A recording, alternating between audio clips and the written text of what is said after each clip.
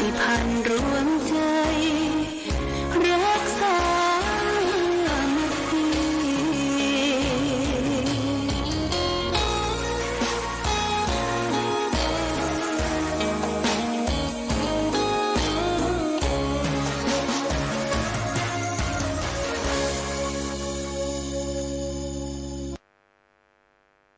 เลื่อนสุขศรัทธาสาธุชนญาติโยมท่านพุทธบริษัทต่างหลายวันนี้รายการธรรมประทีปส่องต่างก็ได้มาพบปะกับพ่อแม่พี่น้องศรัทธาสาธุชนแห่งครั้งหนึ่งพระอาทิตย์ส่องแสงในเวลากลางวันพระจันทร์ส่องแสงในเวลากลางคืนธรรมคำสอนขององค์พระชินวรสัมมาสัมพุทธเจ้าส่องแสงทั้งกลางวันและกลางคืนวันนี้รายการธรรมประทีปส่องต่างก็จะเอาเรื่องของพระอาทิตย์ว่าโดยลักษณะของดวงพระอาทิตย์7ประการซึ่งอยู่ในคัมภีร์พระสูตรมิลินทปัญหาท่านได้กล่าวบาลีว่าสุริโยสัพพังอุทธกังปริโสเสติตะมันทกรังวิทมติอภิคนังอรติรังสิมารีมหาชนะกายังสันตาเป็นโตจรติพหุพยาพีโตจรติกัลยาณปาปะเกทัสเตติซึ่งได้แปลว่าพระเจ้ามิลินทะตรัสถามว่าข้าแด่ท่านพระนักเกษณองค์7ประการที่มีอยู่ประจำในดวงอาทิตย์ซึ่งพระคุณท่านพูดถึงนั้นองค์7ประการคืออันอย่างพ่องพระนักเกษณทูลตอบว่าขอถวายพระพรมหาบพิตรธรรมดาดวงอาทิตย์ย่อมแผดเผาน้ำหือเหือดแห้งไปกำจัดความมืดมนอนทการโคจรอยู่ทุกขณะมีรัศมีเป็นวงกลมโคจรแผดเผาฝูงชนฮือร้อนกลัวภัยคือราหูส่องให้เห็นสิ่งต่างๆทั้งดีทั้งชั่วได้ชัดเจนก็สรุปเลยว่าลักษณะของดวงอาทิตย์1แผดเผาน้ำหือเหือดแห้งไป2กำจัดความมืดมนอนทการ3โคจรอยู่ทุกขณะ4มีรัศมีเป็นวงกลม5โคจรแผดเผาฝูงชนให้ร้อน6กลัวภัยคือราหู7ส่องให้เห็นสิ่งต่างๆทั้งดีและชั่วได้ชัดเจนญาติโยมท่านสาธุชนนี่โดยลักษณะของพระอาทิตย์สุริยยังคกถาที่พระนักเกษณได้ทูลตอบคือแก่พระเจ้ามิลินทะได้ถามปัญหาอันนี้ในสมัยพุทธคังพุทธกาลมาแล้วนิญาติโยมท่านสาธุชนพระอาทิตย์นั้นก็ทำให้เกิดความแผดเผาให้น้ำเหือดแห้งไปอย่างในสมัยปัจจุบันเนี่ยญาติโยมที่พระอาทิตย์แผดเผาก็คือมือกำฝนแรงแห้งขอดที่กักกันเก็บน้ำต่างๆอย่างแอ่งน้ำแหล่งน้ำสำคัญเขื่อนสำคัญก็จะพันออกไปสู่ในแหล่งน้ำต่างๆที่เป็นอำเภอเป็นจังหวัดเป็นชุมชนเท่าขาดน้ำขาดเครื่อง อุปโภคเหล่านี้ซึ่งเป็นน้ำเป็นปัจจัยสำคัญสำหรับชีวิตเฮาก็บ่สามารถที่จะอดดนทนอยู่ในโลกนี้ได้นี่พระอาทิตย์แผดเผาลงไปก็ทำให้เหือดแห้งไปอย่างถึงวันเนี่ยญาติโยมถ้าที่ไหนฝนบ่ตกลมบ่มาหรือเกิดความแห้งแล้งแห้งขอดก็จะเดือดร้อนแก่ผู้คนอยู่คือทำให้เกิดความร้อนภายนอกและยิ่งจากนั้นกับความร้อนทางภายในทางจิตใจก็พลอยเครียดพลอยเป็นไปโดยเพราะฉะนั้นเราก็ต้องนึกว่าสิ่งเหล่านี้มันเป็นธรรมชาติที่ถูกแสงพระอาทิตย์แผดเผาในสิ่งที่มันเหือดมันแห้งไปประการที่สองนั่นคือกำจัดความมืดมนอนทการอย่างเช่นว่ารุ่งแจ้งมาเห็นแสงเงินแสงทองรำไรขึ้นจากขอบฟ้า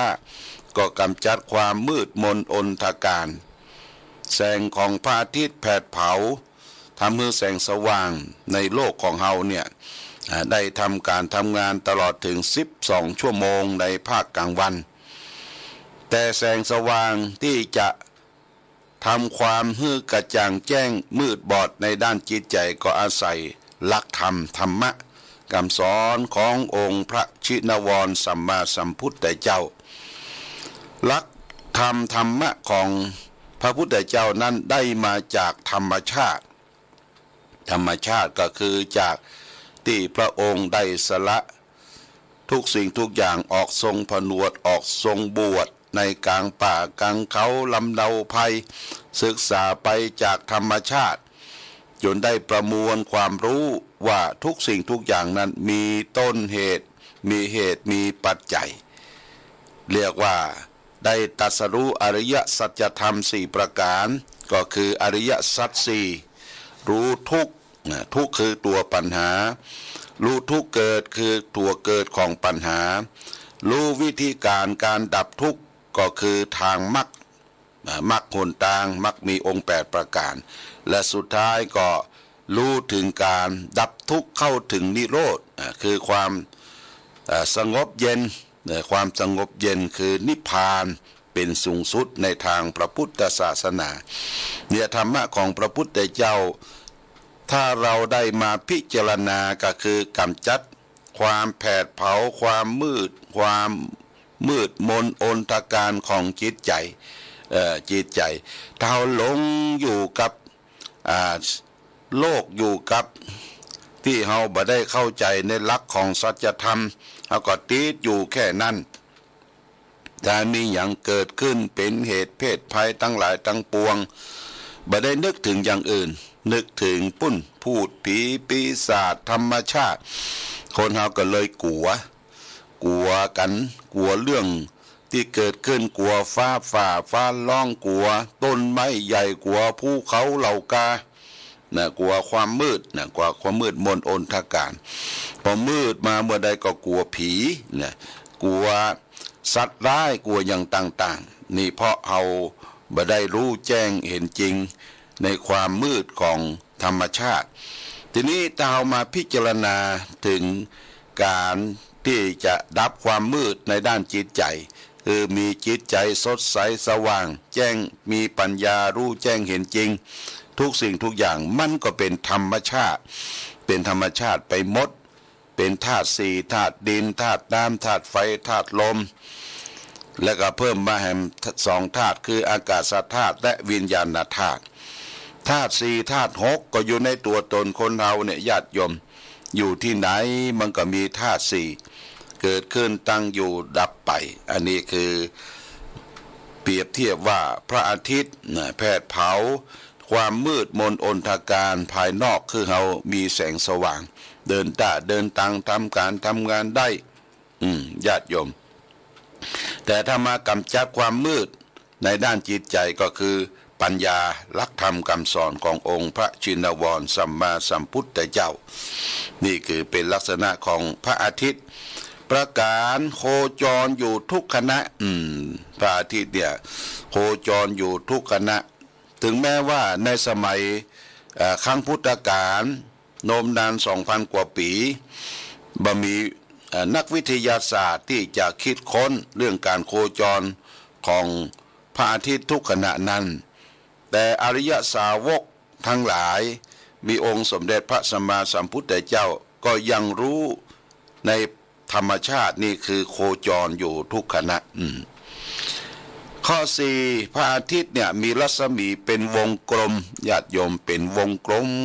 หมุนอยู่ตลอดแต่ตลอดเวลานี่ลักษณะของพระอาทิตย์ข้อ 5โคจรแผดเผาฝูงชนให้ร้อนเนี่ยแผดเผาฝูงชนให้ร้อนถ้าเขาขาดพระอาทิตย์ขาดแสงนี่เมื่อใดฝูงชนทั้งหลายที่อยู่ในโลกมนุษย์โลกเนี่ยก็ต้องตายกันไปสิ้นลมกันไปเพราะต้องอาศัยการแผดเผาฝูงชนอาศัยแผดเผาของพระอาทิตย์แม้แต่ว่าโรคโควิด-19 ที่ระบาดกันไปทั่วโลกเนี่ยญาติโยมก็ต้องอาศัยแสงแดดนะมาแผดมาเผาแมงนี้โลกนี้ชอบอยู่ที่อับที่เย็นที่มืดนะที่มืดถ้าเราเปิดประตูหน้าต่างเปิดอย่างรับแสงของพระอาทิตย์เข้ามามันก็จะแผดเผาสิ่งนั้นบ่ฮื้อมันมกตัวลบตัวอยู่ก็สามารถที่จะอาศัยแสงแผงพระอาทิตย์แผดเผาฝูงชนถึงแม้ว่ามันจะร้อนมนุษย์คนเราก็สามารถที่จะป้องกันตัวได้ประการที่ 6พระอาทิตย์กลัวหยังก็คือกลัวภัยคือราหูราหูเนี่ยคือพระจันทร์ไปพระจันทร์นี่ไปบังแสงพระอาทิตย์บ่ฮื้อส่องแสงมาในโลกนี่สามารถบังได้เนี่ยพระอาทิตย์นี่กลัวราหูราหูนี่ญาติโยมเข้ามาประจนในชีวิตเฮาก็มืดมนอนทการตามหลักของโหราศาสตร์มีได้เช่นเดียวกันข้อ 7ส่องให้เห็นในสิ่งต่างๆทั้งดีและทั้งชั่วให้ชัดเจนนี่แสงของพระอาทิตย์เนี่ยส่องเห็นผู้คนอยู่ในโลกทุกชอกทุกมุมได้เห็นสิ่งต่างๆทั้งดีและทั้งชั่วได้ชัดเจนอันนี้ก็มาเปรียบเทียบเปรียบเปรยว่า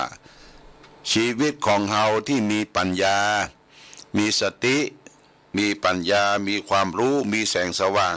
เปรียบเหมือนพระอาทิตย์อยู่ในจิตใจแล้วก็สามารถที่จะส่องมองเห็นได้ในจิตในใจของเฮาว่าเฮามีความสุขมีความทุกข์มีความเดือดร้อนมีความกระวนกระวายในจิตในใจของเฮาอย่างใดอันนี้ก็โดยอาศัยปัญญาคือแสงสว่างอันเกิดจากการได้ฝึกฝนเหมือนกับแสงของพระอาทิตย์แผดเผาไปทุกชอกทุกมุมของโลกก็สามารถที่จะมองเห็นคน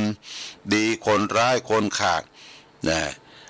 สามารถที่จะมองเห็นได้เนี่ยญาติโยมสุริยคถาสุริยังคคถาเนี่ยว่าโดยลักษณะของดวงอาทิตย์7ก็สรุปแล้วว่าแผดเผาน้ำเหือดแห้งไป2กำจัดความมืดมนอนทการ3โคจรอยู่ทุกขณะ4มีรัศมีเป็นวงกลม5โคจรแผดเผาฝูงชนให้ร้อน6กลัวภัยก็คือราหู7ส่องให้เห็นสิ่งต่างๆทั้งดีและชั่วได้อย่างชัดเจนญาติโยมท่านสาธุชนทั้งหลายเอาเรื่องของพระอาทิตย์หรือดวงตะวันที่ส่องแสงให้แก่โลกเนี่ยเราก็สามารถที่จะดำรงชีวิตอยู่ได้แต่มนุษย์โลกที่อยู่ในโลกเนี่ยมีการกำจัดจำกัดของอายุไขแต่ละท่านแต่ละคนว่าเราจะอยู่ในโลกนี้ได้เมินนานสักเท่าใดเราก็ต้องอาศัยการดูแลตัวเองเป็นผ่านเบื้องต้นนะการดูแลตัวเองนี่เป็นแพทย์ประจำเฮือนประจำตัวเราเป็นฐานเบื้องต้นยกตัวอย่างเช่นว่าวันนี้เรารับประทานอาหารกินข้าวกินอาหารลงไปมันเสียดต้องเสียดไข้เสียดต้องเสียดปุ่มแล้วก็ทำให้เกิดเป็นไข้เมื่อย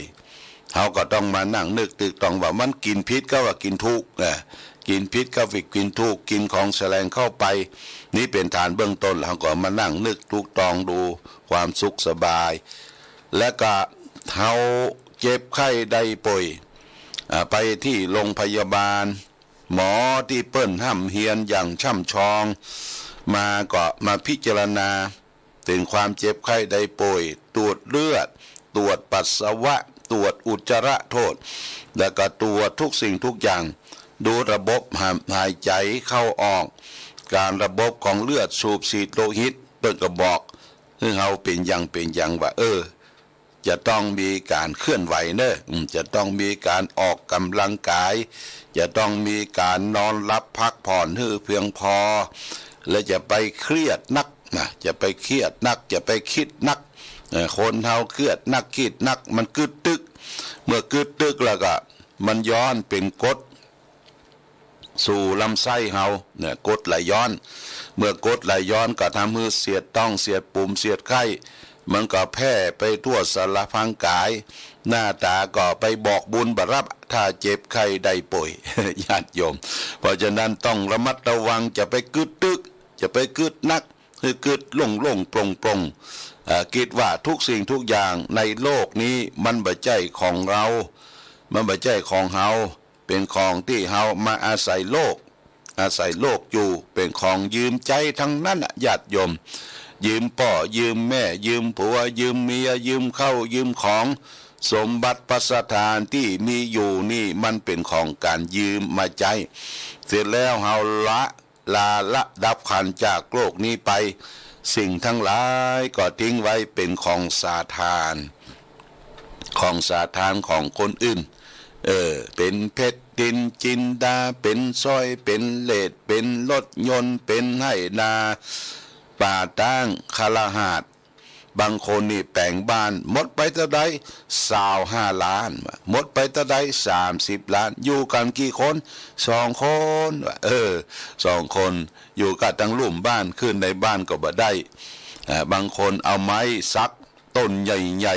ๆมาแปลงบ้านแปลงจองอวดโชว์เป็นคฤหาสน์แต่อยู่บ่ได้ญาติโยมไม้ที่เอาลุกจากป่าจากเขามันมีเทวดารักษาบางทีเราบ่ได้อนุญาตปงปันบ่ได้ขออนุญาตไปไปฟันไปตัดเปิ้นเอามาขึ้นมาขายไม้มาจะได้อยู่บ่ได้ญาติโยมที่อยู่บ่ได้เสี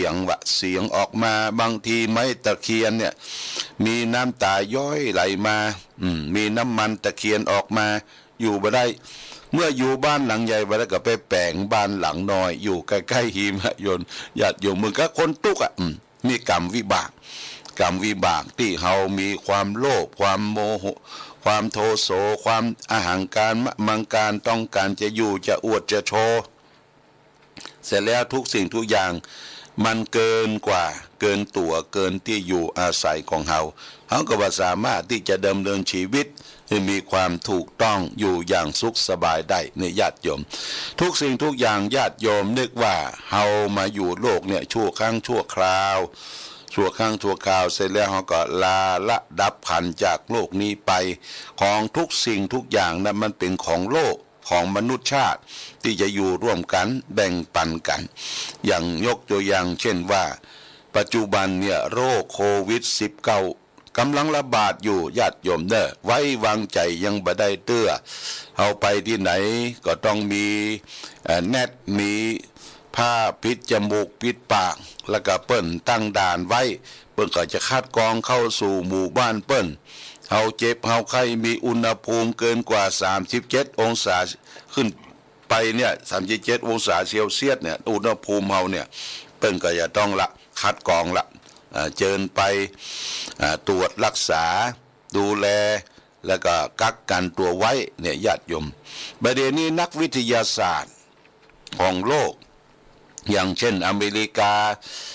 รัสเซียญี่ปุ่นประเทศจีนที่เปิ้นมีความเทคโนโลยีที่สำคัญเนี่ยเปิ้นกำลังวิจัยอยู่อย่างอเมริกานี่เปิ้นก็เอาลิงเนี่ยเอาเชื้อโควิดติดแล้วอาศัยลิงแล้วก็อย่างใดจะให้ลิงเนี่ยหาย จากเชื้อโควิดลิงก็เหมือนกับคนเนี่ยมีอาการ32เหมือนกับคนเพื่อกันมาวิจัยเรื่องลิงนะเพิ่นกำลังเสาะสรรหาอยู่ยารักษานี่พอมีแล้วแต่ยาต้านญาติโยมยาที่จะป้องกันนี่ยังแบบปะปบเตี้ยยาที่จะป้องกันวัคซีนน่ะแต่ก่อนนี่ถ้าไข้หวัดนกไข้หวัดใหญ่จะแพร่มาทางแพทย์ทางหมอก็มาไล่ป๊อกไล่ฉีดวัคซีนแก่ทุกเจ้าประสงค์ศรัทธาญาติโยมเพิ่นต้องการวัคซีนตัวนี้บ่คือมันมาแพร่ระบาดป้องกันได้และยารักษานี่พอจะรักษากันได้อย่างแพทย์แผนไทยเพิ่นก็บอกว่าไอ้ฟ้าทลายโจรเนี่ยญาติโยมบ่เป็นหยังไปฟังกินนะบ่ฟังกินเตื้อมันถ้าเขาเป็นหยังเป็นไข้เป็นจืดๆเนยๆเป็นขี้มูกหยังเพิ่นให้กินเพื่อให้ทานฟ้าทลายโจรแต่ถ้าบ่เป็นอย่างนี้จะไปกินเกินกว่า5วันเพิ่นว่ามันมีผลกระทบต่อไตต่อหยังเฮาอยู่นี่ก็ทางแพทย์แผนไทยก็บอกไว้เนี่ยญาติโยมท่านสาธุชนอันใดอันหนึ่งก็ดีเฮาก็ต้องอาศัยธรรมโอสถของพระพุทธเจ้าน่ะมาเป็นสรณะเป็นที่พึ่งบางสิ่งบางอย่างเฮาก็ต้องปลงปล่อยวางลงไปพ่องจะไปเครียดจนเกินไปจะไป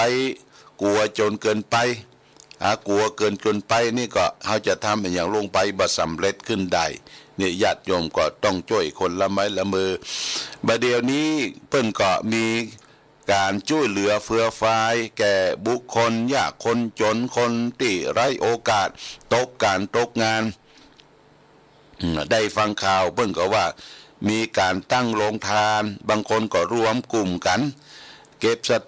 ตางค์ปัจจัยได้2-3 หมื่นก็ไปแบ่งอาหารตั้งโรงทานบางคนก็ทุกข์ยากอุ้มลูกน้อยตาดำไปเข้าแถวทนแดดฮ้อนเพ่งเนาะแม่นี่บ่ซุกหมวกเอาหมวกซุกเงินลูกไปรอเข้ากับญาติโยมไปรอเข้ากับอย่างต่างๆแต่บางคนเนี่ยญาติโยมมันนิสัยติดมือความโลภติดมือทั้งที่ตัวเองก็มีกินอยู่มีใจอยู่ไปเอากระเปิ้ลเหมือนกันเอากระเปิ้ลกลัวพลาดโอกาสเอามาบางครั้งก็มาเตพออาหารที่มันบ่ถูกปากถูกอย่างก็เอาทิ้งเอาขว้างเนี่ยโอ้บ่ดีญาติโยมของทุกอย่างของกินของว่าข้าวสารอาหารแห้งทุกอย่างเนี่ยมีประโยชน์นะมีประโยชน์ต่อการเลี้ยงดูต่อตลอดถึงผู้คนที่มันบ่มีจะกินญาติโยมคนที่บ่มีจะกินน่ะก็ทำให้อยู่ได้โดยปัจจัย4คืออาหารการกินที่อยู่อาศัยผ้าผ่อนต้อนสบายเฮาต้องช่วยกันญาติโยมเกิดทุพพิฆภัยอย่าไปหันแก่ตัวมีหยังช่วยเหลือเฟื่อฟายคนอื่นบางคนนี่หันแก่ตัวแต่งตัวเยอะแต่งตัวอวดภัยจะไปอวดเปิ้นในทุพพิฆภัยเนี่ยทุกข์ก็ทุกข์ด้วยกันเปื้อนมนุษย์เกิดร่วมโรคเดียวกันเนี่ยคือหันอกหันใจกันญาติโยมอาตมาก็บอกไว้หลายเตื้อถ้าไปกาดไปลีไปปะคนยากคนจนแต่งตัวมอมแมมเสาะผักเสาะไม้เสาะปูเสาะปลาเสาะเขียดเสาะกบเนี่ยมาขายนี่ญาติโยมเอาไปขอไปซื้อไปหยังอย่าไปต่อไปลองเปิ่นนักอาศัยว่าการทำบุญไปโดยการทำบุญไปโดยเหมาะเปิ่นไปเนี่ยเปิ่นไปเฮามีโอกาสลูกเฮามีโอกาสเฮามีสติมีปัญญามีความรู้มีสตางค์พอสมควรก็ช่วยเหลือเฟื่อฟายกันไปอันนี้ญาติโยมโรคโควิด-19 กำลังระบาดอยู่ทั่วโลกเนี่ยมีคนตายไปอยู่100,000 กว่าคนละนะ100,000 กว่าคนมีคนติดอยู่ประมาณ2 ล้านกว่าคนทั่วโลกเขาก็ต้องเฝ้าระมัดระวังอันนี้ฝากไว้เป็นหลักคิดเพื่อแก่ศรัทธาญาติโยมได้พิจารณาช่วยเหลือกันเพื่อจะสร้างสรรค์ความสุขสงบสุขเกิดขึ้นกับสังคมและตนเองครอบครัวต่อไปวันนี้รายการธรรมะประทีปส่องต่างได้มาพบก็ขออำนวยอวยใจคือศรัทธาญาติโยมท่านสาธุชนท่านพุทธบริษัท4ทั้งหลายจงปราศจากสรรพทุกข์โศกโรคภัยให้ผ่านวิกฤตการณ์โรค โควิด -19 นี่ผ่านพ้นไปและเศรษฐกิจบ้านเมืองเขาก็จะเริ่มดีขึ้นโอกาสนี้ขอคุณพระศรีรัตนตรัยคุณพระพุทธพระธรรมพระสงฆ์จงดลบันดาลให้ทุกท่านได้มีความสุขความเจริญประกอบไปด้วยจตุรพิธพรชัยทั้ง4ประการคือมีอายุวันนะสุขภาละมีปฏิภาณธนสารสมบัติธรรมสารสมบัติทุกทิวาราติการเหมือนกันทุกรูปทุกท่านทุกคนโดยเถิด